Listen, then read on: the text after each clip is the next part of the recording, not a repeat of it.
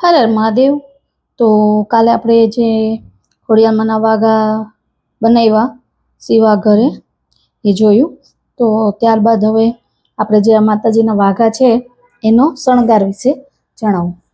તો કઈ રીતના પહેરાવ્યા છે એ રીતના બરાબર. તો જો ચણિયો મેં તમને બતાવ્યો હતો બરાબર, તો ઇઝીલી જ પહેરાવાનું હોય છે. પાછળની સાઈડ આ રીતના ચિપકાઈ દેવાનું છે એટલે ચણિયો પહેરાવાઈ ગયો. પછી બ્લાઉઝમાં ખાસ થોડું ધ્યાન રાખવાનું કે પહેલા છે ને જે ત્રિશૂળ વાળો હાથ હોય છે ને, જેમાં ત્રિશૂળ હોય છે એ બાજુની જ બાંઈ નાખવાની અને એકદમ ઉપર લઈ આવવાનું બરાબર. અને ત્યારબાદ આ બાજુનો હાથ નાખવાનો બરાબર. અને સેજ ટાઈટથી જ આવશે, કેમ કે નકર છે ને પછી ફિટિંગ બરાબર નહીં આવે. આવી જશે, આરામથી આવી જશે બરાબર, પણ ધીમે ધીમે ટ્રાય કરવાની.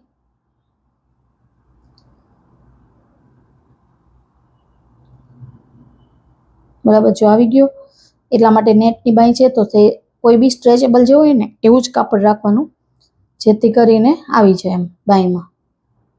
હવે જુઓ તમે કેવી લાગે છે ચણિયોને જો હું કે બ્લાઉઝ બરાબર. અને એમાં બી ઇઝી જ છે, સીધે સીધું ચિપકાઈ દેવાનું છે જો બરાબર છે.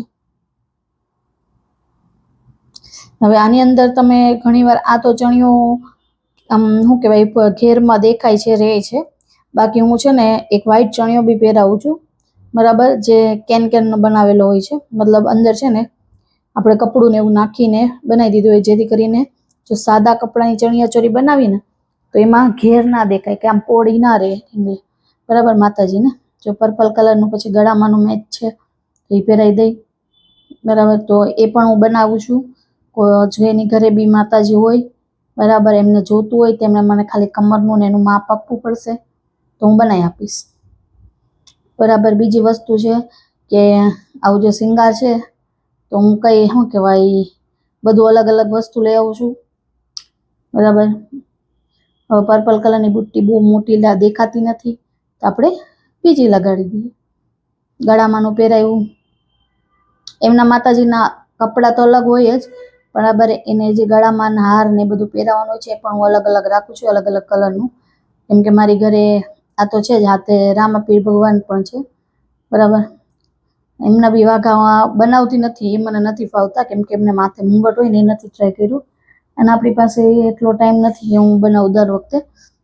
ચણિયા ચોરીમાં એવું છે કે બજારમાં મળતી નથી, બહુ ઓછી જગ્યાએ મળે છે. પહેલાં તો મેં મૂર્તિ જ મને લગભગ અઠવાડિયે એક જગ્યાએ પસંદ આવી હતી, એના જેવું હતું બરાબર. મૂર્તિ અત્યારે તો મળવા માંડી, પણ મેં 2 વર્ષ પહેલાં લીધી હતી ને ત્યારે બહુ ઓછી જગ્યાએ હું કે ખોડિયાલમાંની મૂર્તિ હતી, એટલે વાઘાનો તો સવાલ જ નહોતો. તો મેં ત્યારથી જ 2 વર્ષથી મેં એક જ જોડી વાઘા તૈયાર રાખ્યા છે, લીધા છે. જ્યારે માતાજી લેવા ગઈ ને ત્યારે, ત્યાર પછી મેં ક્યારેય વાઘા લીધા નથી. દર વખતે હું અલગ અલગ વાઘા ઘરે જ બનાવું છું બરાબર છે. એટલા માટે તમે ફિટિંગ જુઓ કેવું ફિટિંગ આવી ગયું છે, મસ્ત આવી ગયું છે ને બ્લાઉઝ ને ચણિયો ને બધું બરાબર. તમને મારે આ વિડીયો ગમ્યો હોય તો જેમના ઘરે ખોડિયાલમાં હોય બરાબર એમને શેર કરજો, જેથી કરીને એ લોકોને બી જો આવા ચણિયા ચોરી બનાવવું હોય તો કહેશે, કાંઈ એ લોકો ટ્રાય કરશે, આગળનો વિડીયો જોઈને ઘરે બી બનાવી શકે. જેમની ઘરે સિલાઈ મશીન હોય એ ઘરે પણ બનાવી શકે છે, ઇઝીલી બની જાય એવું છે. મેં તમને બતાવ્યું, આગળનો વિડીયો જોયો હશે તમને આઈડિયા હશે જ બરાબર, કે ખોડિયાલમાંના વાઘા ઇઝીલી બની જાય છે. ત્યારબાદ એનો શણગાર બરાબર, આ મીન છે બરાબર. એ માતાજીના જે નથ ને એ બધું આવે ને એ ચિપકાવવા માટે છે બરાબર. કેમ કે શું કહેવાય આપણે દર વખતે અલગ અલગ પહેરાવતા હોય કે ને એટલા માટે બરાબર. તો અલગ એ 10 રૂપિયાનો 20 રૂપિયાનો આવે છે, બધી જગ્યાએ મળી રહે છે.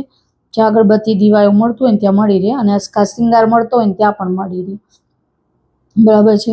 ત્યાર પછી કોઈને જો આ મતલબ કે હાર છે બરાબર, ગળામાં પહેરવાનું, હાથમાં પહેરવાનું એવું પણ જોતું હોય તો પૂછી શકે છે, કોમેન્ટ કરજો કે ભાઈ ક્યાંથી લાવો છો, તો હું ઇઝીલી કહીશ. કેમ કે અને બીજી વસ્તુ કે સસ્તું મળી જાય છે આપણી પાસે બરાબર.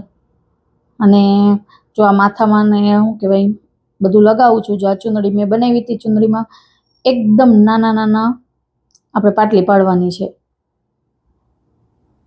બરાબર. પછી થોડુંક કાપડ ચણિયાનું હતું એ કડક હતું બરાબર. તો આપણે એને કંદોરો પણ પહેરાવી દેશું. કંદોરો એમાં લાલ કલરની ઉપર જે ચુંદડી છે એની મેચિંગની ઇયરિંગ્સ પહેરાવી છે રેડ કલરની, બરાબર. ચાંદલો, પછી નથ બધું રેડ કલરનું છે. માથાના દામણી, ખાલી ગળામાંનું છે ને તે પર્પલ કલરનું પહેરાવ્યું છે. અને કંદોરો પણ આપણે રેડ કલરનો જ પહેરાવશું. જો બનાવું એકદમ નાની નાની પાટલી વાળેલી છે, કેમ કે માતાજીના હાથની 2 ફૂટની મૂર્તિ છે મારી માતાજીની.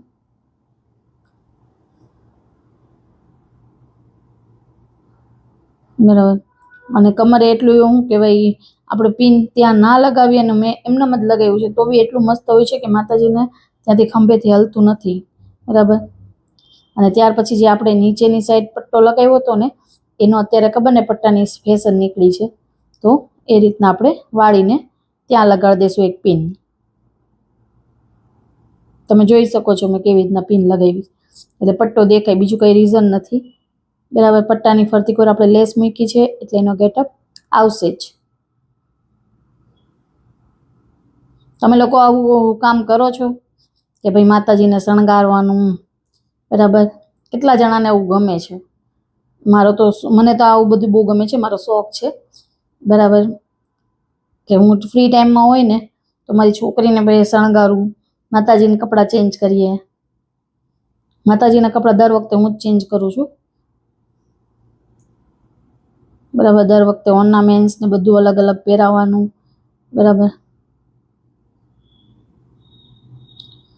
જો એ ગળામાં ના પહેરાવું કે ભાઈ સારું નહોતું લાગતું એટલે મેં કમરે બાંધી દીધું, જેથી કરીને રેડ ચુંદડી છે એટલે રેડ કલરનું અમુક વસ્તુ કોમન હોય છે જે હું રાખું જ છું રેગ્યુલર. બાકી માતાજીનો શણગાર તમને લોકોને કેવો લાગ્યો? જો આ ચણિયા ચોરી પહેરાવીને રેડી જ છે, માથે ખાલી ચુંદડી નાખવાના બાકી છે. બરાબર. હવે હાથમાં બાકી છે.